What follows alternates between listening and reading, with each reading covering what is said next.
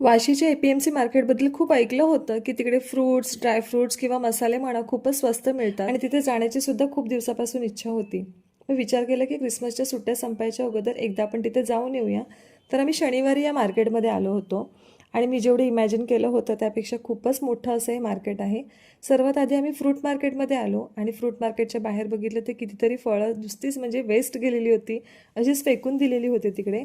आणि ते वेगवेगळ्या प्रकारचे एक्झॉटिक असे फ्रुट्स पाहायला मिळाले. पण मला यांच्या प्राईजमध्ये खूप जास्त काही फरक जाणवला नाही. फक्त 10 ते 20 रुपयानेही कमी होते. कारण इथे मला असं वाटते सगळ्यात जास्त जो फायदा असतो तो जे होलसेलमध्ये माल विकत घेतात ना त्यांच्यासाठी. कारण काही ठिकाणी संपूर्ण फ्रूटचे जे कॅरेट होते तेच ते विकत होते आणि साहजिकच आहे तेवढे फ्रूट्स आपल्या काही कामाचे नाही. तिथून थोडेसे फ्रूट्स घेतल्यानंतर आम्ही इथे मसाला मार्केटमध्ये आलो. हे मसाला मार्केटसुद्धा खूपच मोठं आहे. तर सगळीकडे पाहिल्यानंतर आम्हाला हे एक मसाला मार्केट मिळालं. इथे कोणत्याही प्रकारचं प्रमोशन वगैरे नाही मी करत आहे. मी तिकडे गेली, वस्तू खरेदी केल्या आणि मला चांगलं वाटलं म्हणून मी विचार केला तुमच्यासोबत मी शेअर करते. या मार्केटमध्ये आल्यानंतर मला हे एक शॉप आवडलं. कारण तिथे बाहेर जितक्या वस्तू ते विकत होते ना, ते सर्वांचे प्राईस टॅग तिथे लावलेले होते किलोच्या हिशोबाने. त्याच्यामुळे दुकानदाराला आपल्या प्रत्येक गोष्ट विचारायची गरज नाही आहे. जी वस्तू आपल्याला हवी आहे ती किती क्वांटिटीमध्ये आणि ह्याच्यामध्ये ना मिनिमम क्वांटिटी अर्धा किलो होती. त्याच्यापेक्षा कमी इथे क्वांटिटी देत नाही आणि त्यानुसार मग आपल्याला बिल बनवण्यासाठी सुद्धा सोपं जातं.